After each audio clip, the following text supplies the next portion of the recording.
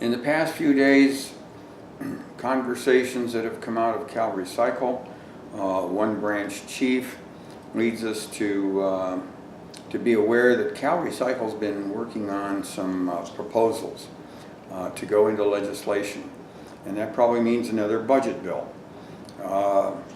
In the past, the legislature has taken language from Cal Recycle on two occasions, in 2013 with SB 96 and 2014 with SB 861.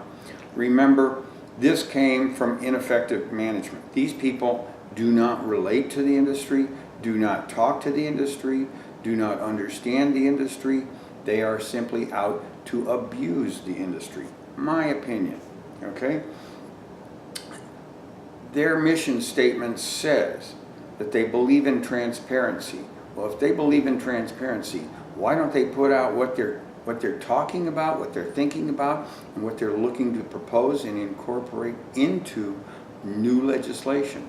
Now it's September 2nd.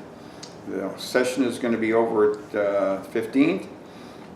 Some people, like myself, believe that they're going to try to jam something through in the last week.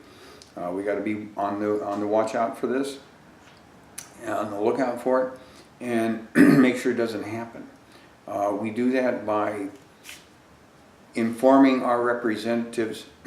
Do not make decisions that affect our businesses without us first knowing what those changes are and giving you feedback on how they will affect our business. Okay? Remember, most of this is being done to benefit one company. We call it the major handling fee, see our convenience zone operator. But that operator has less than probably 25% of the locations. All the rest are home-owned, home-grown, home-operated, family-operated, local businesses, local families going to schools, buying their cars, buying their groceries in the districts of these legislators. They outnumber that one company. Let's protect them. Let's keep them whole. Let's not do things behind their back. Let's not do this again.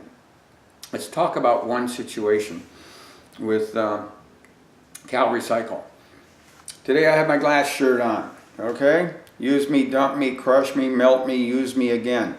If we're dealing with Latinos, it's use me, dump me, crush me, melt me, abuse me again. Don't do it. Glass recycles. I like glass. I'll work hard for glass.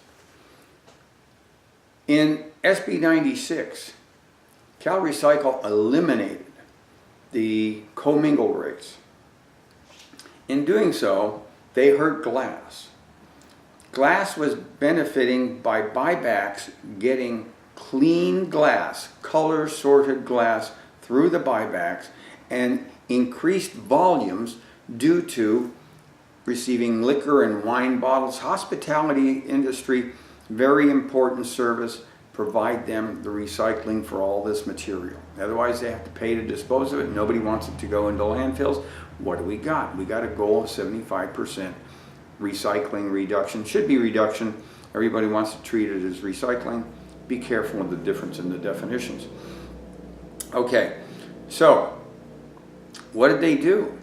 I checked with the glass industry. Volume of color sorted glass dropped after that happened.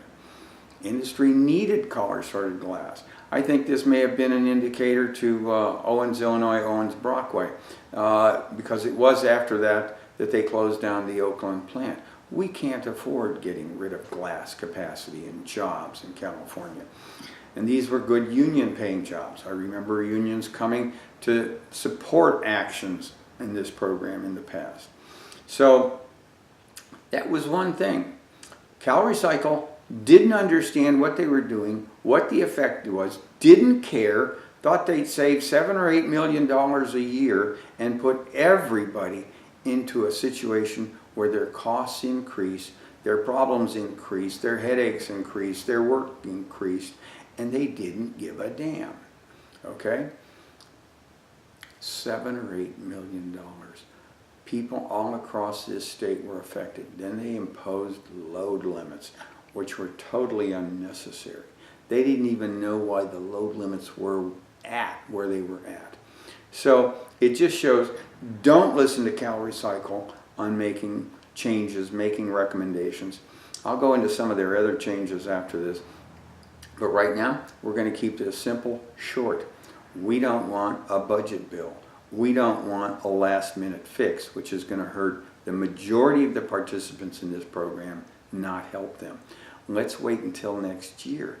Let's have something clear, clean, transparent, go through the committee process. Let's have an oversight hearing on this program this year. Oh, Assembly Member Garcia, your chair of Assembly Natural Resources.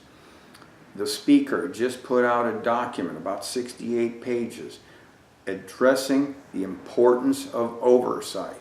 It's important to have an oversight committee hearing on this program. Not like the one in the Senate, which had a bunch of lobbyists. We want one where participants, where the public can come in and talk about how this program is and isn't working, and we can build on the is and fix the isn't working. I thank you. Glass Recycles. Use me, dump me, crush me, melt me. Use me again.